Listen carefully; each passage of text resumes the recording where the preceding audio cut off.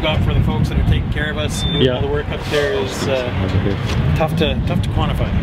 So are you maybe I'll just ask you how you spell your name first. Trent Kuzmic, K-U-Z-M-I-C. So and what time did you say you left from? Because you came through from the north. And we came down from the shell camp at Albion Sands. Okay. And what time did we leave this morning, Zach? Around 6:45? Around 6:45 this morning, and sat in the line from about 7:30 till 9:15 or so, and then got on the convoy to go down from there. Okay, and how long did you end up north of the city? Obviously, during the evacuation, you went north. Yeah, we went north. So we live in Timberley, so we were kind of pushed out that way by the RCMP, directing folks that way. So we ended up in that camp somewhere around 2 a.m. in the morning. And we were lucky enough to have our holiday trailer. They were full at the camp, so we were able to camp just alongside the campsite and use the facilities they had there for showering and for meals and sleep in our trailer. So that worked out very well for us. What was it like staying with all these folks? Pretty good. I mean, we weren't directly with a whole bunch of them because we were off to the side, but there were a lot of people coming in there, and yeah, it was a busy place. They were processing a lot of folks coming in from different places, a lot of pets and people and children. And so it was very impressive to see the way they processed everyone through, and thought it was pretty good that we were able to get people out of there as well. Yeah. Guys, what was your reaction to, I guess, all these people just kind of, seems like everybody's pitching in? Fantastic. I mean, I don't know what else you can say. Albertans were helping out in spades.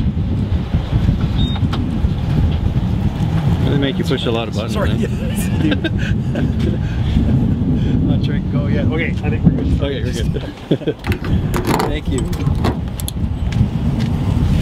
And so on the way down, we had someone, so we stopped a little bit just before we got to the lineup, and folks were able to gas us up. We didn't have a full tank, so it was nice to get that. And some folks right at the Suncor overpass, I think from Sherway Construction, were fueling us up, so very much appreciated from those folks as well too.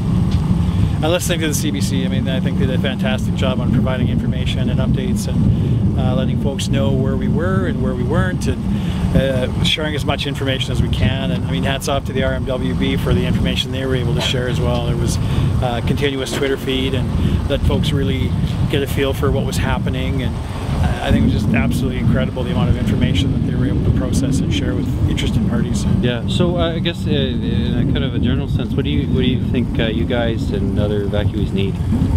I think personally, my family and I think we're sitting pretty well. I mean, our company is continuing to cover our wages while we're away, so that's a good thing to hear. And you know, we were able to bring a lot of stuff with us that we thought we might need in case we were evacuated for a long time. So we do have a lot of things with us. We're lucky that way, unlike some other folks that had to leave at the spur of the moment. So for us, I don't think there's really anything we need. I think there are folks that are going to need a lot of support. There's going to be clothing, there's going to be toiletries, there's going to be probably some sort of counseling services I think people are going to need. There's a lot of devastation at Fort McMurray. As we drive through, you can see a lot of blackened ground. You can see houses that aren't there anymore. You can see roof lines that used to be visible from the road that are no longer visible from the highway. So I think once folks get a real sense of, you know, whether their home is still there, if they have to start over, if they have to rebuild, then certainly some support in that direction is going to be very well needed. And it's a sensitive question. I totally understand if you don't answer, but do you know about your own home? Do you know about your family? Yeah, well, we don't know for sure. I mean, we've been looking at the reports, trying to see where things are, and we've been calling our answering machine and figure if the answering machine picks up, then first off we have power, second off the house is probably still there. So I think we're lucky that way, so we're quite blessed. There's other folks, you know, in the neighborhood or 4 or 5 blocks away that haven't been that lucky. So what's your plan going forward? Do you have family to stay with?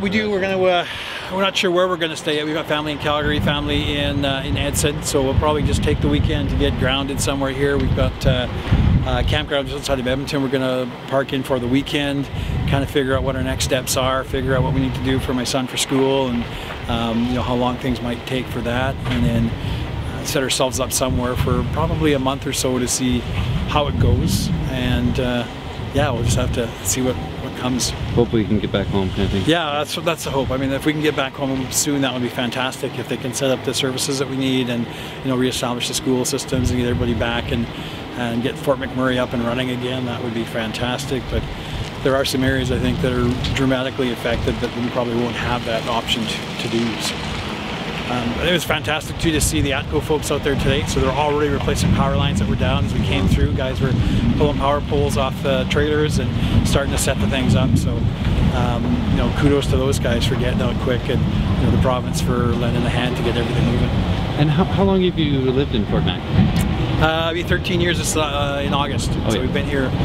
It's home for us. Our kids have grown up there for the most part, and you know, we absolutely love the community. It's a great place for raising kids. I mean, it gets a bad rap sometimes, but at the end of the day, it's a very giving and caring community. Folks take a lot of time to go out of their way and volunteer and support activities, and, you know, it's a really good place to raise kids.